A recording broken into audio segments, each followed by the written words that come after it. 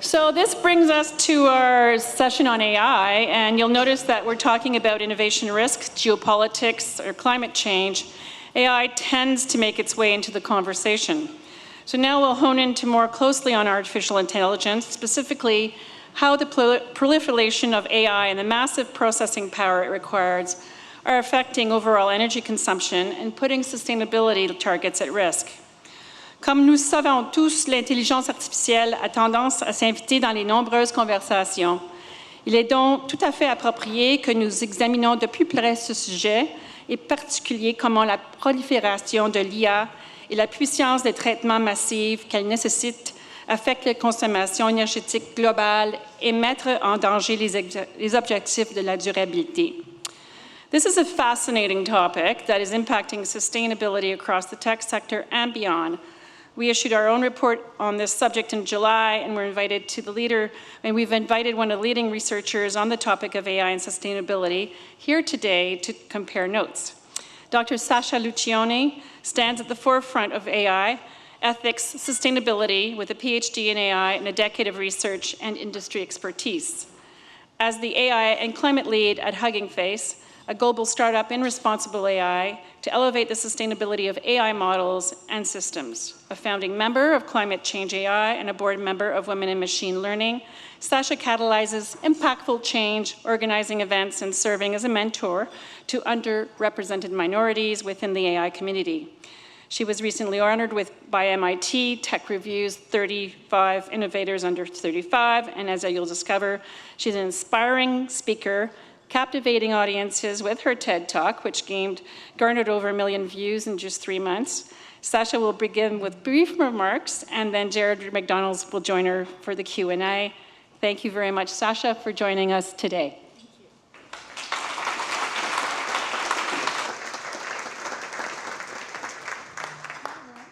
You hear me? Yeah, great. I'm very happy to be here. This is my second GRI event, and I'm a big fan of the organization and the team.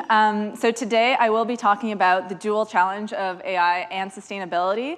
It's truly, these two topics are really kind of at the nexus of a lot of challenges that we're seeing now. So I'm going to try to give you, paint a broad picture that we can then explore a little bit deeper with Gerard. And of course, if you have specific questions that you want to talk about at the end of my talk, please don't hesitate to ask. I'll be glad to go into specific directions that weren't clear or topics that you want to know more about.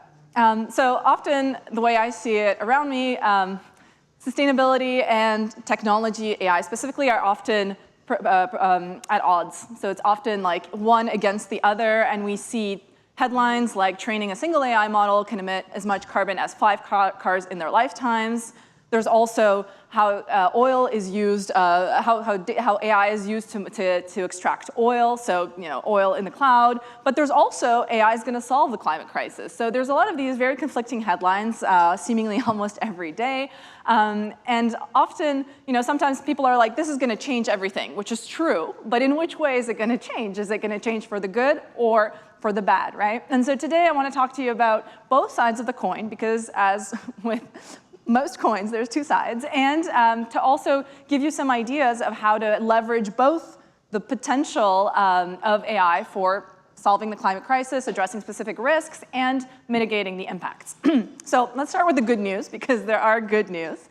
The way I like to see AI's applications in terms of climate change is from the micro all the way up to the macro, because there's actually a lot of really impactful work that's being done, and I will tell you about some of these projects today, but it can be very overwhelming because there's like so much going on that one way of structuring it is really from the atoms up to the satellite dishes, and of course on our own level, the human level and the nature level. So let's start with micro. Molecular discovery is a huge part of the global efforts to use AI in the climate change space in general. So one thing that we'll really need more of and better is batteries. So in the coming years, if we want to decarbonize, we're going to have to use a lot of electric vehicles, a lot of buildings powered by electricity instead of oil or natural gas. So we're going to have, and renewable energy sources are going to become key in all of this. But the problem, or I guess a core part of renewable energy sources, is that their output varies, right? Solar panels will only produce energy if there's sun, and wind turbines will only produce energy if there's wind. So batteries are actually a very core part of renewable energy, of the renewable energy transition, because they're going to have to bridge the gap when, for example, there's no sun or there's no wind. We're going to have to rely on the batteries that have been charging while the output was there. So batteries are going to really become the crux, I mean, already are at the crux of it all, but we know that lithium-ion batteries and the batteries that we currently have are not perfect because they lose their charge over time. They're, when it's cold, they can lose capacity. And so we know we need better batteries, essentially. And so AI is a really big part of this because what we can do is we can use AI as a tool for scientific discovery. And so Yoshua Bengio, who won the Turing Award, which is like the Nobel Prize in computing, and he's my PhD supervisor, is working on this and harnessing that big brain of his in order to essentially.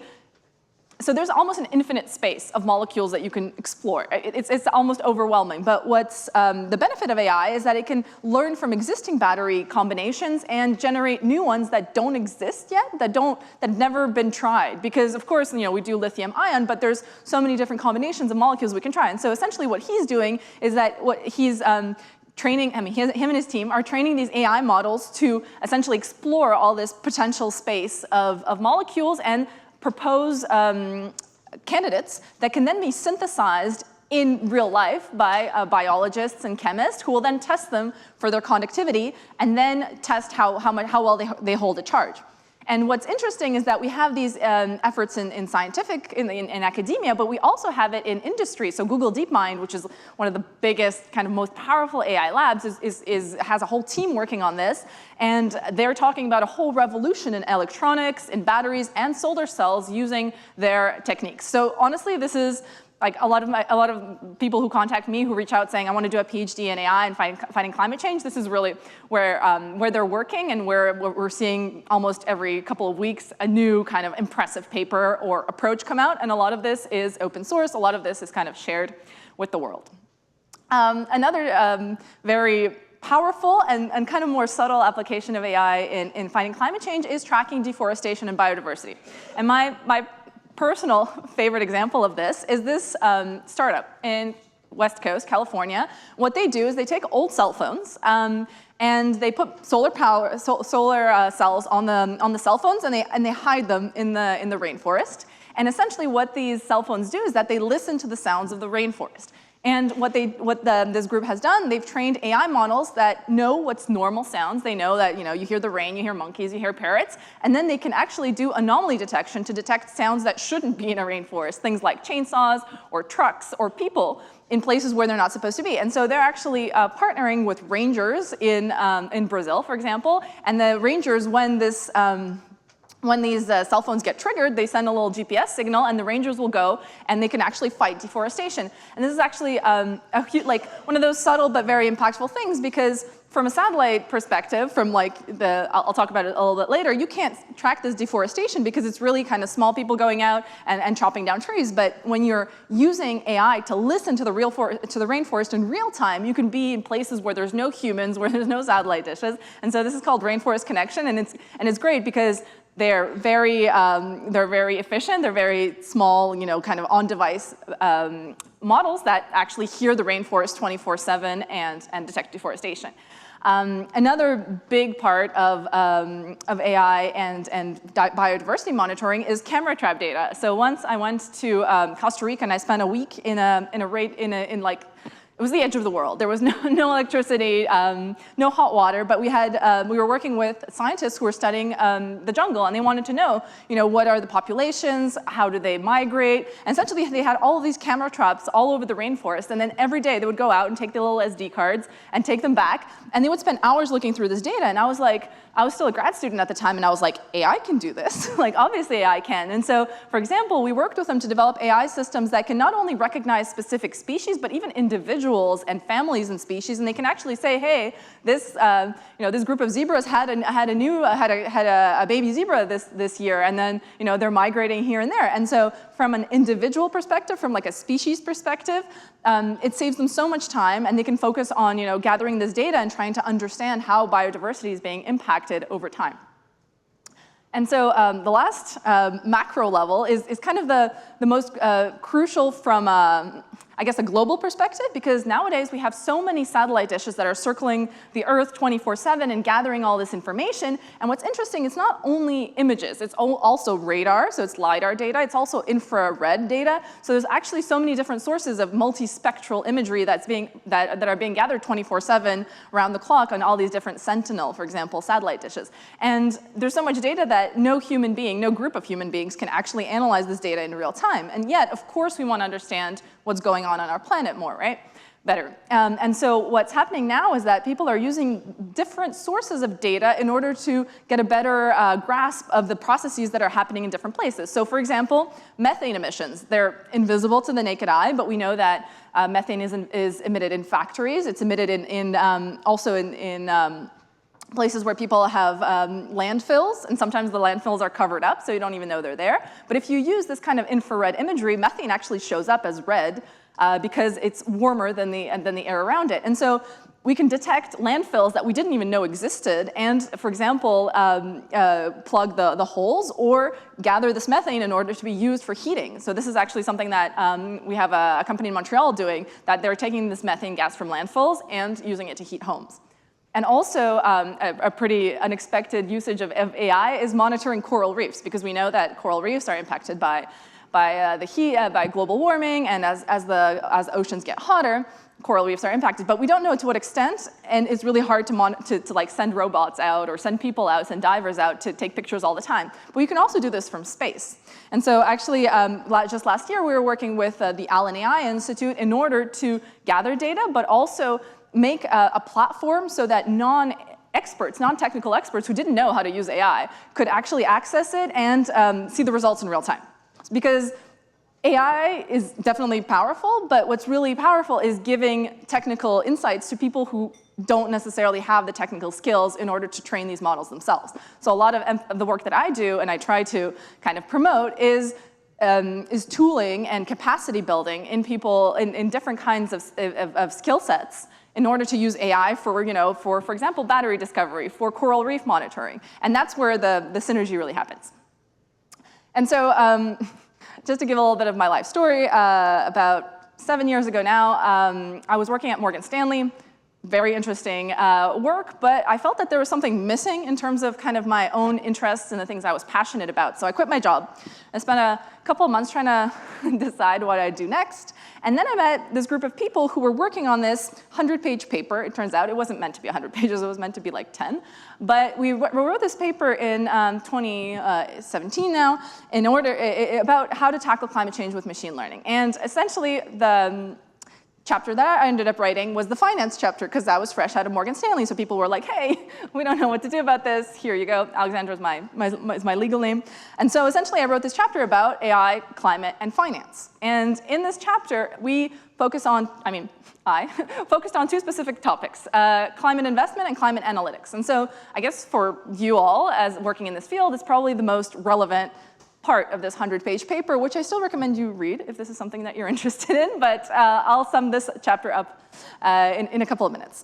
In terms of climate investment, when I was working at Morgan Stanley, of course, we do all these kinds of like very general models, right? We would try to figure out what was going on and what was the best way of really investing money given market trends, et cetera, But once you hone in on a specific topic, like climate investment, you can even go deeper and you can create more specific models that are more kind of, that capture the domain knowledge a lot better. And so in climate investment, you can both maximize the impact of your investment and also the scope of your investment. So for example, in portfolio selection, what we were doing was really kind of generic, like tech portfolios, right? Or these very kind of broad topics. But in climate, you have specific spaces. And actually, that's part of the challenge with climate change, is that it's not a single monolithic topic. There's people who are working on renewable energy, as there are people who are working on things like climate prediction, right, or weather forecasting. And so essentially, once you've honed in on a specific subset of the topics that you're interested in, you can actually select portfolios that are representative of that specific topic. You can also do investment timing. And you're probably all very familiar with this, but from a climate perspective, taking into account weather patterns is actually a really big part of the work that's being done. Because, of course, you've got your quarterly and your monthly and your weekly, but you also have things like El Nino. And how do you represent El Nino from an AI perspective, right? And so essentially integrating this kind of physics-based because actually climate models are physics models. So integrating climate models into investment in order to make the models more robust and more representative of actual weather phenomena is actually hugely powerful because you can capture not only the market trends, but also the climate trends in parallel. And in terms of climate analytics, it's, I guess, kind of the more risk-relevant part of this.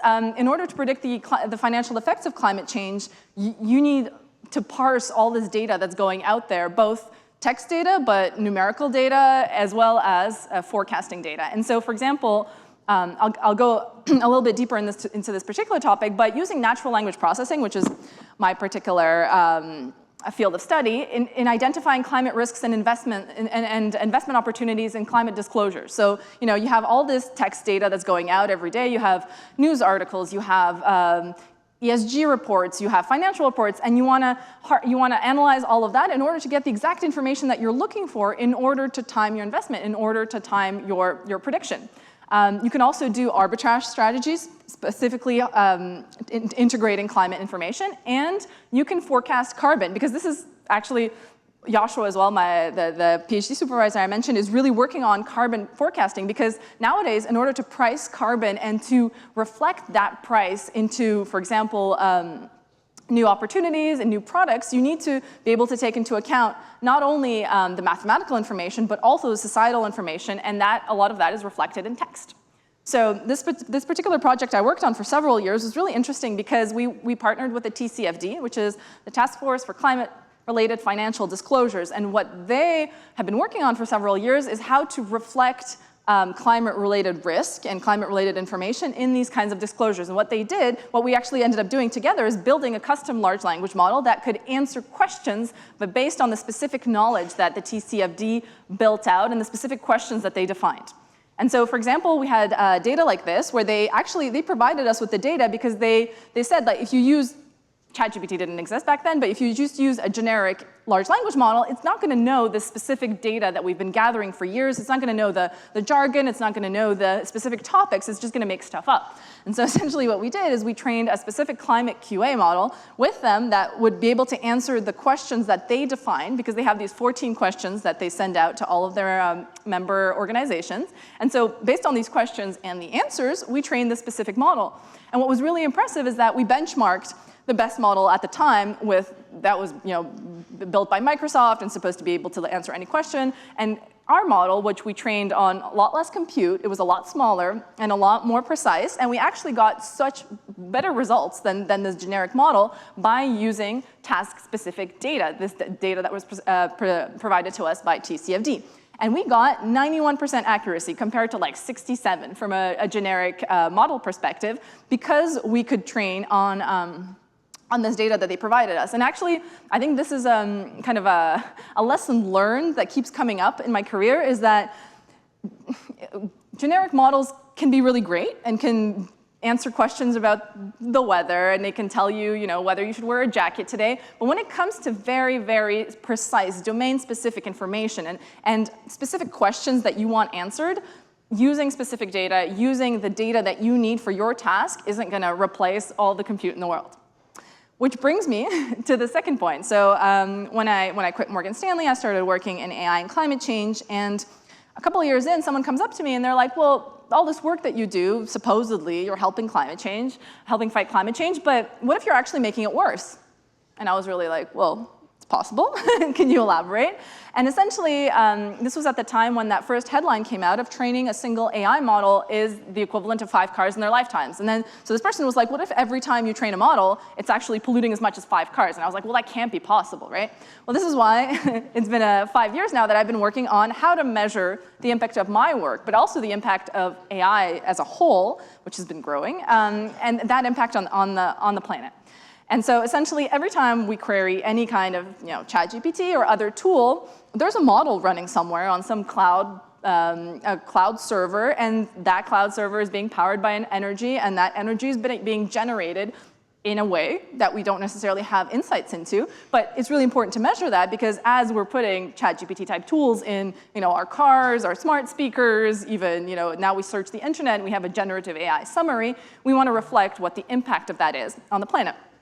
And so largely speaking, these large language models, I mean, the project that I mentioned was about 5 years ago now about the Climate QA project, but since in those 5 years, these models have grown. Now we're talking about hundreds of billions of parameters, and of course, the compute that's needed, this is actually a logarithmic scale, the compute that's needed to power these models is also growing, and the estimate has put that the cloud, the cloud generally has a greater carbon footprint than the airline industry, right? And yet we constantly hear about, should we be taking that plane? Do you really need to travel for vacation? But we don't really hear about the cloud, once again, terrible name, and how much energy and natural resources it uses. So that's been my work for the last couple of years. And when I first started looking at this issue, I tried to understand how do we even calculate the impact of an AI model, right? Like, how do we even get an idea of that? Well, first you take the energy that is being used. So for example, how much CO2, how much carbon dioxide is being emitted to generate a kilowatt hour of the energy that you're using. So for example, in Ontario here, it's mostly nuclear, it's got some hydro and some natural gas. So it's got a carbon intensity of 124 grams. If it's 100% coal-based, it's about 800 grams to 900 grams. And if it's hydroelectricity, it's 20 grams. So there is a really big spectrum, and depending on where your model is running, it's going to emit different amounts of carbon dioxide. You multiply that by the actual amount of kilowatt hours that you use to train your model. And what's interesting is that at the time, when I first started in AI, you could train a model on your laptop. You'd have some data, you'd have one GPU maybe, and you train it for 24 hours and you're good. Nowadays, you need often thousands of GPUs, and those GPUs calculate for thousands of hours. So now we're measuring this in the millions of hours of compute. And of course, if you're talking about millions of hours of compute that's being powered by oil and gas, it can really add up quickly. And so the first thing that I did when I was working on this topic was create a tool. There's a tool called Code Carbon. It's freely available, and it actually runs in parallel to any kind of code, and it gives you an estimate. So your code ran for this amount of time, it consumed this amount of energy, and because that energy was generated using oil and gas, for example, it emitted this much carbon. And so it gives you actually an equivalent. And what's interesting is that people have been using this tool so much that it's become one of the most popular, most downloaded Python packages in the green software space, because you can integrate it into your own platform. So for example, Hugging Face, a company that I work for, has a package called Transformers, which is once again one of the most popular AI packages, and under the hood it uses Code Carbon in order to estimate energy and carbon. So Code Carbon has become a really important tool. I think it has something like 100,000 downloads a week or something. But of course you need to use that tool in order to disseminate the information, right?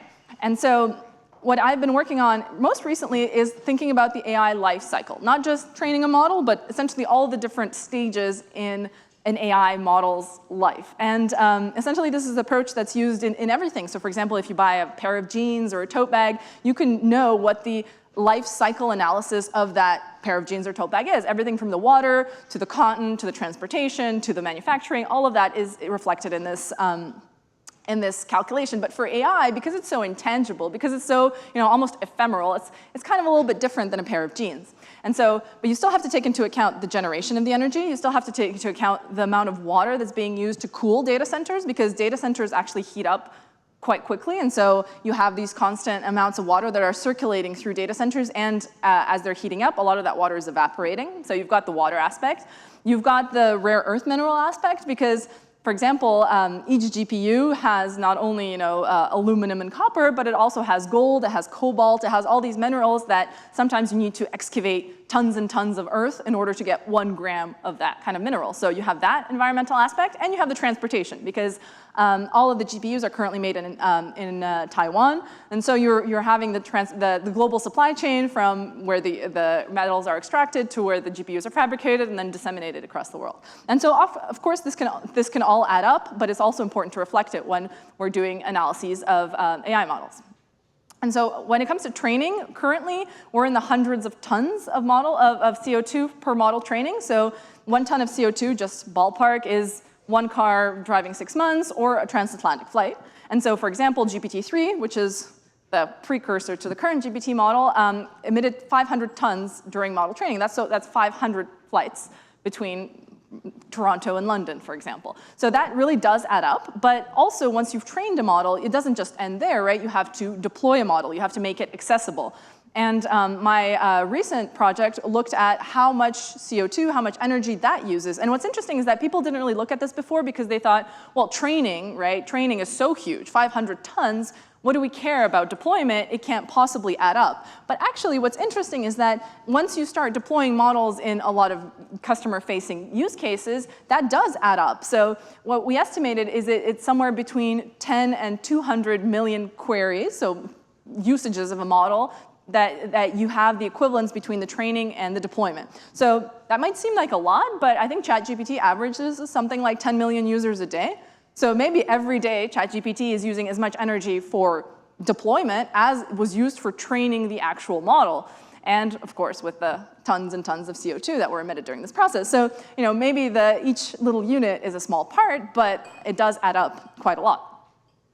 And there's also these very interesting indirect impacts. So for example, a couple of years ago, there was a drought in Taiwan where all the GPUs were made, and the government actually decided to take the water and put it into the GPU manufacturing factories, the fabs as they call them, the fabrication plants, and then so the farmers couldn't plant their crops because there were no more water. And so there was a big shortage of food in Taiwan, it kind of ballooned, and then once again there were all these headlines saying, well actually, chip makers are taking the water from the farmers and local people didn't have the rice that was grown there. So you have all these indirect impacts that are really interesting. Actually, just at Davos last year, Sam Altman said that if we want to continue doing AI, we need an energy breakthrough. But where is that breakthrough going to happen? Because currently we have a maximum amount of energy that we can generate, right? And as AI, as these models are growing bigger and bigger, as it's using more and more energy, at some point, we have to either build new power plants or, for example, what's happening now is that actually Microsoft signed a deal with a decommissioned nuclear power plant to bring it back online in order to generate energy specifically for AI. So now we're seeing all these geopolitical tensions happen when the energy generation needs to keep up with the demand. And of course, rare earth elements, of course, aren't free either and come with costs and aren't infinite, I guess. Something that I've been working on a lot is legislation. So for example, I worked with Senator Markey in the United States actually earlier this year. In February, they put out a bill to measure the impacts of AI because especially in the United States, what's really interesting is that all of the energy grids are very localized. There's a lot of very small energy grids and they're all under pressure. Here in Canada, we have mostly, provincial energy grids. That makes them a little bit more robust. We have a little bit more capacity and room to maneuver. But in the US, what they're really seeing is that it's a trade-off between a new data center that's getting built and heating people's homes. And so Senators Markey, Heinrich, and others, they proposed this bill that's actually making its way through Congress now in order to measure the environmental impacts of AI, in order to at least be able to make informed decisions, right? If you're building a data center here that currently has a capacity of X, but that's growing 20% a year, at some point you're going to have to ensure that you're generating enough energy to power that. And so essentially, we developed a lot of metrics, a lot of ways to make sure that as the AI develops, that the regulation is keeping up. And also the EU AI Act, which is the first of its kind to actually have AI-specific regulation, has, thanks to a team that I worked with that we put a lot of pressure on in order to add this small paragraph in something like 200 or 300 pages of regulation, but that talks about measuring the environmental impacts of AI. And that's going to be really important because they talk about GDPR, they talk about data, they talk about privacy, they talk about consent, but until that small little paragraph was added, and not very noticed actually because of the huge length of the act, now we actually have a way of reflecting the environmental impacts as well as regulation gets deployed in the EU, which is happening as of May of this year. And the specific project that is currently top of my list is developing AI Energy Star ratings. So the original Energy Star ratings were developed by the Environmental Protection Agency in the 60s in the United States. And since then, Canada has a version, France has a version. A lot of different legislations have developed their own versions of these Energy Star ratings. And the way that it works is essentially, you have a range. You have, I don't know, a dishwasher uses this much to this much energy per load. And so if you're buying a new dishwasher, you have this Energy Star sticker that says, well, actually, the dishwasher that you're buying is part of the 25% of the most efficient dishwashers that currently exist in 2024. And so the idea I had was, well, why don't we make a similar kind of rating for AI models? And so right now what we're doing is we're benchmarking hundreds and hundreds of AI models, and the difference between an AI model and a dishwasher, that sounds like a bad joke, but the difference between an AI model and a dishwasher is that you can do all sorts of things with an AI model, right? You can generate an image, but you can also respond to a question. You can also, I don't know, you can translate, right, from one language to another. So it's actually a lot more trickier because you have to define different kinds of tasks and different ranges for different kinds of tasks. And sometimes a model can do multiple tasks. So we're currently in the weeds in all this, but we have our first version. We have an article published in Nature about this, and so essentially we're gathering momentum, and so we are testing. I mean, we have already tested hundreds of open source models, but now we're getting the big players like Google, like Microsoft, hopefully OpenAI, to also test their own models and to actually say, you know, I can't access Gemini, I can't access ChatGPT, but OpenAI and Google can test these models with the tools that we created, and we can actually see how their models compare to open source models, and you know whether they deserve that AI Energy Star sticker or not. So work in progress, but hopefully by the end of the month we'll have our first leaderboard and our first kind of set of virtual stickers, if you will. As a conclusion, hopefully I showed you both sides of the AI and climate change coin and kind of all the complexities that come with it. Something that is a phrase that we keep using. So actually, after we wrote that 100-page paper, we created this organization called Climate Change AI, and it's been around for 5 years now, and our unofficial motto is AI is not a silver bullet to fight climate change, but it has potential. So that's kind of the gist of it, is that by itself, AI is not going to stop climate change. It's not going to make it worse, but it is part of a broader, I guess, portfolio, if you will, of solutions, right? And so in some cases, AI can make a certain process more efficient. So that's a net benefit. But in other cases, AI can add layers of complexity and energy consumption to existing processes, which is a net cost. And so essentially, it's really a case-by-case basis, and a lot of the work we do at Climate Change AI is trying to guide researchers from both the AI space and the climate change space, and the multiple subspaces of the climate change space, in order to integrate both sides of that coin, the potential, but also the cost.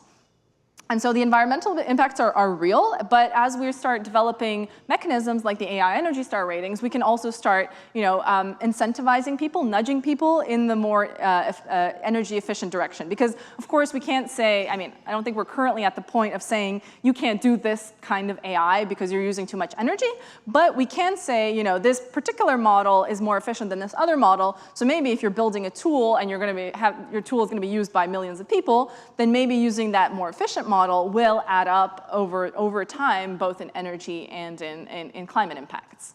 And so what I try to provide kind of the example of is responsible innovation. So at the end of the day, it's keep building AI, keep using AI, keep believing in the potential of AI, but also reflecting its costs to the environmental systems that are already in place.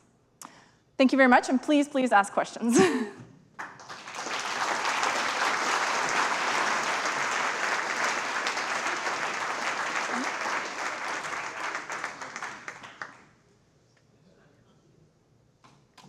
Well, thank you very much, Sasha. That was a very thought-provoking comment, and I would say you did a great job of talking about the power of AI versus the power of AI. Yes, pun intended. And you can steal that one if you want. So please do ask questions, as Sasha said. They will show up here on CVent. And I will incorporate your questions into my questions as we ask them. But I will take my right as moderator to ask the first question. And I'll say there's probably lots of folks in this room that are struggling now with how to use AI in their context. They're probably not thanking you because you've now given them one more thing to think about. With respect to AI, which is the power of AI. But when you think about it more generally, but also for financial institutions, how do you think people should start grappling with this issue? And I think if you look at the news, we've had years and years of talk about the transformational power of AI probably only in the last year or so have we started to see the stories about, the enormous energy demand. How do you think organizations today should start thinking about that, start managing it, start mitigating? I think a good way of seeing it is, of course, AI can be different from existing technologies, but it's also part of existing systems. So for example, if you already have an existing database, if you have an existing portal for users, AI is going to be integrated into that. And if you have your own AI tools, if you're training your own models, you can really, for example, measure environmental impacts, but also do auditing and testing above that. So the team that I'm on at Hugging Face is broadly speaking kind of part of the evaluation team. And a lot of what we do is we measure hallucinations, we measure bias, we measure energy impacts, and we see that as like different parts of the same puzzle. And in some cases, people will care more about factuality, right? If you have this system, it can't make anything up, and so you're going to spend months trying to figure out in what contexts it tends to make things up, and that's like one type of testing. But sometimes, I would say in most cases, energy is also part of the question, and in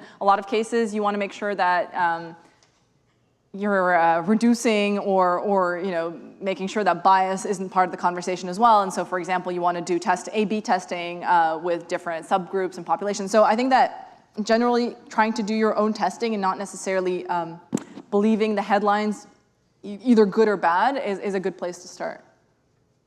I'm sure you also don't get any Skynet jokes, so I won't go there. But one of the questions we got from the audience that I thought was interesting was, as AI becomes more powerful and autonomous, and I thought that was the key word in the question, as it becomes more autonomous, do you think it'll be harder to manage these issues going forward around energy use?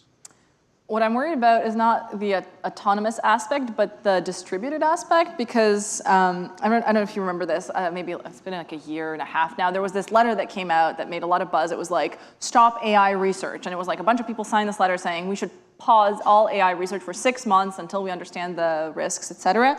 But the problem, I guess researchers like me were like, but you can't stop AI research or deployment. There's no single button you can press that will stop all AI. Someone was like, you can nuke data centers. Even if you started nuking data centers, you can't stop AI. People can do this on their laptops, they can do it on their phones, they can do it in all sorts of places that you can't access. And so essentially what I find is challenging is the whole distributed aspect, and that we can't get a grasp of how distributed, or if someone's like, oh, what's the energy usage of AI? We don't have an idea for that, and so any kind of numbers. And so I think that autonomy, I have a very strong opinion on artificial general intelligence, AGI, and the singularity and all of that, but watch my TED Talk. As cliche as that sounds, I go into more detail about it there. But in general, I think that autonomy is not something that's like a short-term risk. It might be a long-term risk. It might be like a 20 or 25 or 50-year risk, but the current short-term risk that's very real is the distributed aspect, and the fact that when you're querying an AI model, you don't know where it's running, you don't know what it has under the hood. So for example, when you're querying ChatGPT or any other AI model via an interface, you don't have access to the underlying model, and so you don't know what's in there, essentially. You don't know if it's a single model, you don't know if it's 8 models, you don't know if there's a safety filter, you don't know what's there. And at some point, I remember OpenAI changed the version of the model, and so many people were complaining because they built their systems on top of this ChatGPT version. All overnight, it wasn't giving the same results anymore. And so people who were building apps and were building, chatbots and whatnot were like, well, what do we do now? We built our whole, customer service chatbot on top of GPT whatever, and now it's GPT, 4.0. How do we adapt? What are the changes? Can you give us a version, a list of changes you made? And they couldn't. And so essentially, it's you don't really know what's under the hood in all these different tools, and so it's really hard to bank on that to keep building. Well, and it's funny because I've had that discussion before. When you think about the risk of the use of AI in financial institutions, where so much of financial institutions are based on trust. Right. If you have a situation where suddenly from one day to the next it's giving different answers, that's a significant issue for financial institutions. Exactly, and if you ran all your tests on the version from, July 2024, and then August, the answers are different, like, how do you explain that to your customers, to your clients, to anyone, right? And to your regulators, if you're using it, say, for financial crime, which came up in the CRO chat, if you've built a, quite a robust version of using AI to fight financial crime or to find financial crime, AML, and then suddenly it stops working, the regulators won't be thrilled with that answer. Exactly, and I think that inherently machine learning is, stochastic or unpredictable to a certain extent, and the fact that you're like wrapping it up in a box and not having access to that box, it even like amplifies the stochasticity of these systems. And so it's like you're multiplying risk by risk, and then at the end of the day, it's a house of cards. You talk about some of the challenges of managing it from the AI side. What about from the energy side? So you talked about, I know you're not an energy researcher, but Sam Altman talked about an energy breakthrough. As you talk to folks in the industry, and this is a question from our audience as well, is there anything on the horizon that might solve that? So it's interesting. On the one hand, we're seeing a lot of talk about nuclear, like small and medium nuclear reactors, or this new partnership between Microsoft and this disused nuclear reactor, which actually was the site of a major accident a couple of decades ago, and so people are very iffy about that. But in general, nuclear is seen as a potential bridge solution, as you will. But in the short term, there have been coal-powered plants that have been kept online for longer. So recently, there was an event in Washington that I went to, and they're talking about the fact that, well, actually, maybe we don't need to take them offline right away. I was like, well, actually. So there's this, there's the US executive order that came out, late last year. And then part of that order was measurements and standards. And so the main organization that's doing that is called NIST, the National Institute of Standard and Technology in the US. And what they're doing is essentially developing a bunch of metrics. And they're like, we want metrics about robustness, we want metrics about hallucination, we want metrics about energy use. And so what they're doing is that they're starting with anyone who wants to work with the US government, which is a lot of people. And it's like, if you want to submit your AI tool to be used by, defense, to be used by anyone in the US government, you have to say this, this, and this, and measure this, this, and this. And so from the bottom-up perspective, we're starting to see like obligatory transparency that's enforced, at least at the government level, and they're hoping that it percolates into like private companies as well. We had chatted a bit about the TCFD. Yeah. Do you think there is potentially something like that for AI that could be in the future? So just like a couple of weeks ago, I met with someone who worked on the initial TCFD a couple of years ago, and they're actually very actively working on it. And so actually the TCFD was, sponsored by Bloomberg. And so now the same kind of group of people are talking about environmental disclosures, and they scheduled a call with me to be like, what should we be asking? And then it was like a half-hour call, and it turned out to be like an hour and a half call, because I was like, well, it depends. Like, are you coming at it from a data center? Because they were really coming at it from a data center perspective. But I was like, but data centers don't necessarily know what's running on their own clusters, on their own hardware. Because, for example, if I rent, from Amazon Web Service, I rent a GPU, they don't know if I'm running an AI model, they don't know if I'm streaming Netflix, they don't know what's on there. And so data centers have a very limited amount of transparency. So I was suggesting that they start at the model level. And they're like, well, the model level, there's like billions of models or whatever. And so we were trying to negotiate where an eventual TCFD for AI could operate. It's like, what level should they be thinking about? And so they're hoping to organize some kind of summit to talk about this. Stay tuned. We have gotten lots of questions from the audience about legislation. Yeah. And there was an interesting back and forth between Nez and Helena, where Nez asked, do you think there's not enough regulation? Which generally folks in this audience probably wouldn't necessarily agree with that. But talk a little bit more about your involvement and what the potential for regulation, whether it's the AI regulation in the EU or the regulation that the governor of California just vetoed, and what the potential is for that to impact the development of AI, both in terms of how it's used, but also the environmental impact as well. So it really depends on the actual places. So the EU is ahead of everyone, but nowadays I think the challenge is taking this EU-wide regulation and trying to apply it given specific context. So like France and Germany and all these different countries are now trying to understand what that means in there. And apparently that's going to take a year or so as well to figure out how the EU regulation fits with national regulation. And actually, there's an upcoming global summit on AI in February. And I think that a big part of that is going to be essentially these negotiations between member states and the European Union and trying to figure out. The thing is like even GDPR, it's very unclear how that applies to AI. Like most of the applications of GDPR are really around social media, are around kind of consumer products, but AI is still this very nebulous term.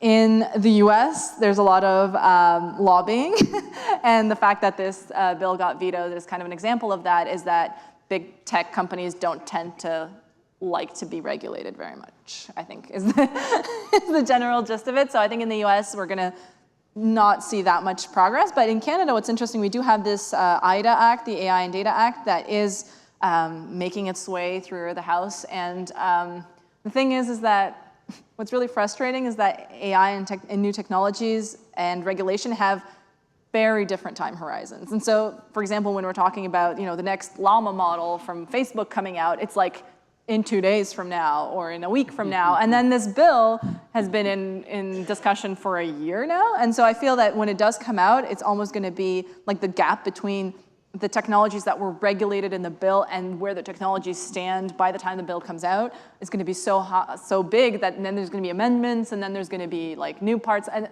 I don't know if it's always like whack-a-mole. It's always like there's always something to catch up on. Well, and we saw that at GRI as well. About a year or so ago, we did our financial industry forum on artificial intelligence, looking at kind of the responsible use, and came up with a set of 4 principles. But literally after we did that work, they introduced Gen AI, which then is a whole bunch of new. Yes, and so we are thinking about that. We're in negotiations and talking about that, but the pace of it is pretty incredible.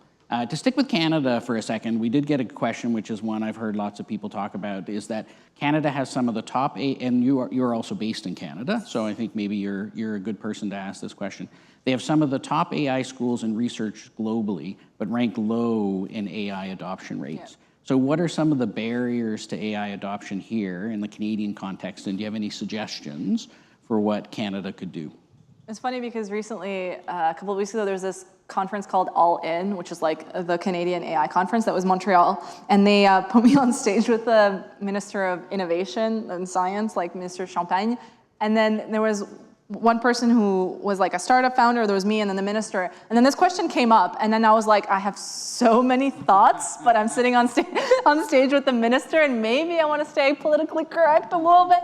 And so I gave her a version on that stage, but the other version is that we're not very good. So, for example, when I was doing my postdoc, Element AI was like the big AI startup in Canada, and then it got bought out a couple of years later by ServiceNow. And I think that we're really good at the seed funding. We're relatively good at connecting experts to companies that are early stage companies. So many of my friends were working at Element AI and doing amazing work, but making products out of these amazing discoveries. I remember they did some truly groundbreaking research that was published in the top conferences, but when it came to production and to making and commercializing it, they weren't very good at that, as they didn't have the necessary support. The ecosystem wasn't there. They kept on flying out to San Francisco and presenting it, and in the end they did get bought out by someone from the West Coast, and so the West Coast US. And so I feel that Canada has this really big gap in terms of investment, in terms of maybe actually comfort with risk.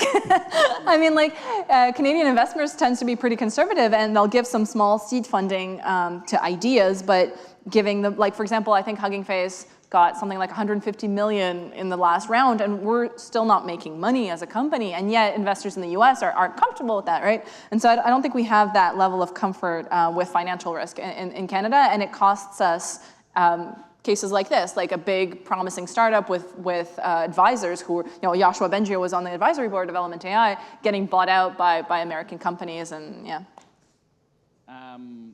Another question is about what young people today who are looking to get into AI and climate risk and make an impact, where should they put their attention? And I'll start by saying a story that Sonia often tells. We have our Hinton lectures coming up, which we're very excited about, and there was a conversation where someone asked, Hinton, if you were to recommend to a child what they should do, what would you say? And you're expecting computer science or math, learn how to code. But what he said was you should be a plumber, because no AI is ever going to be able to get underneath your sink and figure out what's going on there. Now, I imagine that won't be your answer to this question, but yeah, for young people today, kind of so Canada to stay at the forefront, like where are the areas they should focus on or think about? So the problem with AI is that it's not, so people tend to think about verticals as like topics in school, or even, for example, when you're talking about climate change, there's like the IPCC verticals of agriculture and transportation, and yet AI doesn't fit in any of those verticals or any of those topics that you cover in school. So I feel that whatever topic interests people, that's kind of the core of the issue, and starting with that, and then understanding how AI fits as part of that, and if what they care about is, I don't know, whatever, winemaking or something that's particularly niche, well, you can figure out how AI, whatever, drones can be used to measure humidity to make, I don't know, whatever, crops that are resistant to drought. And if it's, weather forecasting, you can use AI to have like more accurate weather forecasts, and same thing with risk forecasts. And it's always like, for me, AI is never a thing in itself that you have to study. And actually the people who I feel have the most innovative or kind of promising ideas are not people who studied computer science from their bachelor's all the way to their PhD and then started doing research. It's the people who did other things, who got a bachelor's in biology and then picked up AI or data science along the way, and then used that knowledge of biology in order to make something that's fundamentally different. Actually, one of my good friends, she's a professor at MIT, and she does biodiversity monitoring, and she has, I think she has a bachelor's, a master's, and actually a PhD in biology, and she knows all these things so deeply. And then she got a second PhD in AI, and now she makes these really groundbreaking kind of systems in order to track different kinds of species using AI and predict where they're going, et cetera, et cetera. And so I mean, it's kind of to say that if all that you've seen is like a computer screen for the last 10 years of your life, it's really hard to come up with like a real world solution to a problem, let's say. You have to touch grass sometimes, essentially. To take us back to the financial industry for a second, one of the questions from our audience is, can AI be used in stress testing in the financial industry? And to me, that made me think of the battery testing, where you have this ability to run a bajillion simulations. Do you see that as useful? Have you seen examples of that maybe from your Morgan Stanley experience? Yeah, we were doing it already in Morgan Stanley, but the problem was the interpretability, because you can run all the scenarios, but then actually saying what this particular risky scenario or this particularly potentially positive scenario is reflective of, because it's unlike in kind of good old-fashioned AI, you can't necessarily say this is going to happen, and this is going to happen, and this is going to happen, and it's going to give this. It's more like, oh, well, we crunched a bunch of data, and we have this prediction, but then reverse engineering or essentially making the link between the prediction and what it would take for that series of events to happen, what is actually the series of things that needs to happen for the prediction to happen, is really, really hard. And so we actually had a subset of our team that was working on interpretability. And so there's essentially two different approaches to interpretability. Either you try to bake it into the neural network itself that you're training, and so you're playing around with different factors. So what happens if we take out this piece of data? What happens if we remove this particular way of encoding or whatever? So you're doing A/B testing, but times 10,000 essentially. So that's one way. And then there's another way of you do your regular whatever AI machine learning approach, and then you try to reverse engineer. So for example, if you have text, what you do is you run different words through your model and you see what the scores are, and you're like, oh, these particular words were useful for the model prediction. But at the end of the day, it was all, it was the best models were the ones that were the hardest to explain. And it was very frustrating for these particular people, because it was they came up with, they spent months working on these approaches, and then we would test our best models, and then they would kind of fail. And they'd be like, but we were it works really, really well on these other models. And I was and we were well, yeah, but then we were using, I don't know, whatever, 50 different sources of data, and the way that they, that they interplay and the different, you can't essentially disentangle them inside the model, whereas they were working on isolated data sources. And so it was, interpretability is a very frustrating field of study. Well, when we did the first round of our financial industry forum on AI, one of the key principles that came out of that was the idea of explainability. can you actually explain why the model is giving you the results? And it's quite hard, and as the systems get more complex, it gets harder and harder to be able to do that, and then you can't necessarily understand why, if it changes at some point, why it's changing. And again, taking it back to the question of trust and financial services, that ability to understand why it's doing something is really important, but then that impacts the efficiency pretty significantly. There are different approaches. Like I remember one of the ones that I was really interested in were like heat maps, and essentially you take, and it doesn't have to be an image, but for example, if you have an image, you can figure out which part of the image was used to make a prediction. And so I remember like the canonical example of this is like distinguishing, I don't know, what was it, wolves and dogs, and it turns out that it wasn't the actual animal that was used to make the decision, but like the context of the animal. And if it was in the city, it was predicted to be a dog, and if it was a forest, it was a wolf, and kind of the equivalent of that, but for financial scenarios. But now we can't use heat maps with large language models. They don't work. And so it's like all the very potentially promising approaches nowadays kind of fizzle out and die with the large language model approach, sadly. One question, there are lots of folks in the audience who probably are working on AI stuff, but there's lots of financial folks who aren't. And so the question we got from the audience is, for those people not directly involved either in the technology or the use of AI, what's the best way for them to get up to speed and understand, AI and how it's used and how they should think about it?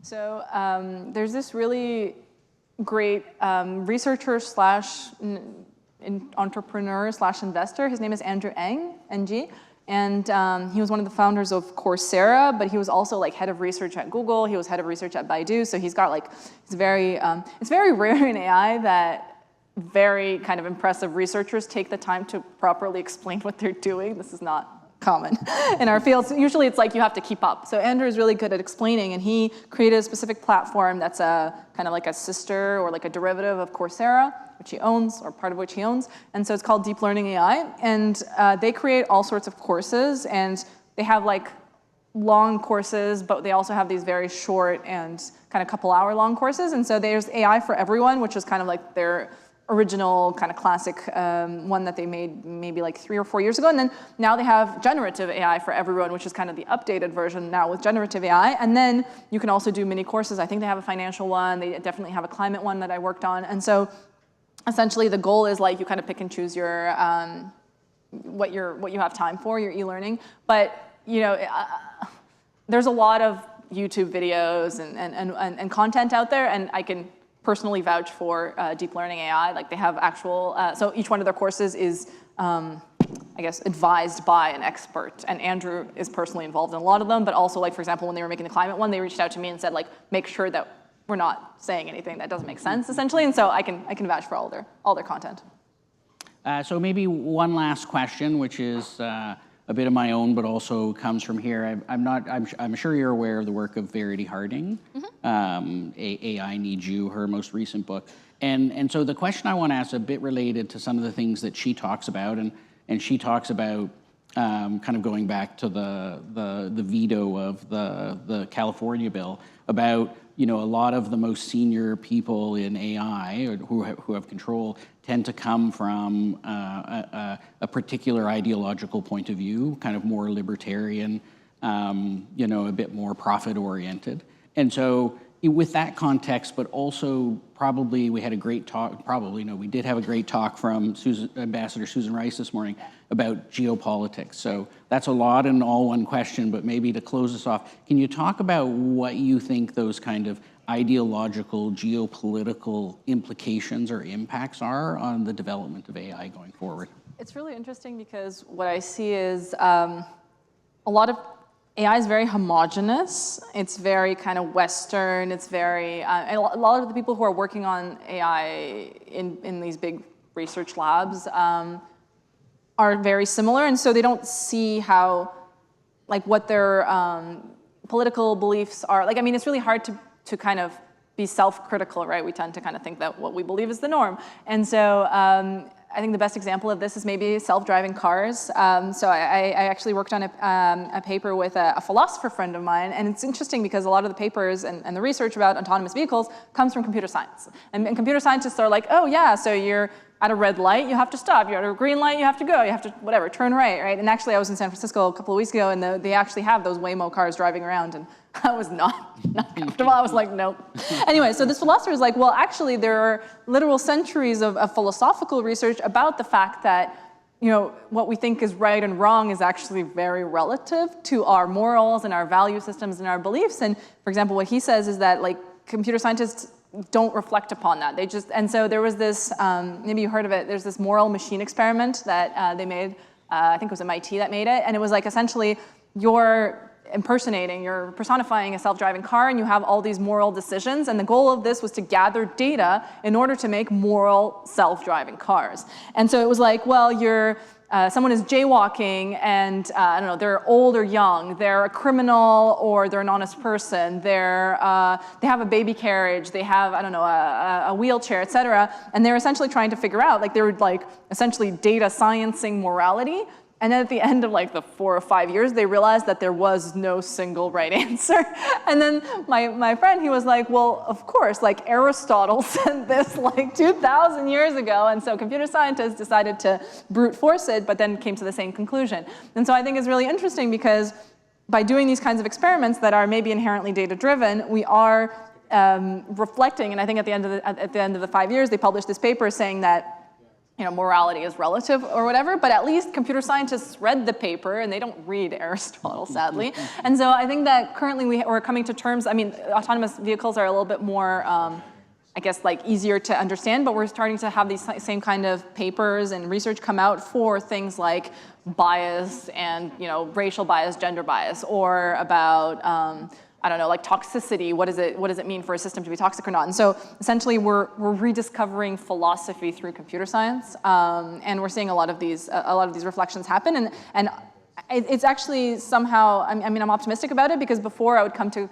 So we have these big computer science conferences, like AI conferences that are like 5,000 or 8,000 people, and all they're talking about is code or mathematical models. But now more and more, there's research, there's keynotes, there's parts of the community that are asking these questions and are integrating their research. Like Google DeepMind has a huge ethics team now, and so it's like we're starting to see the page turn a little bit on black and white, the binary nature of morality or language or. Right and wrong. Yeah. And for those of you who don't want to read the academic paper on the moral machine, you can watch the trolley problem episode in the TV show The Good Place. Oh, yeah? The only sitcom I know about moral philosophy. Yeah. With that, thank you very much. Thank you. It was a fascinating discussion.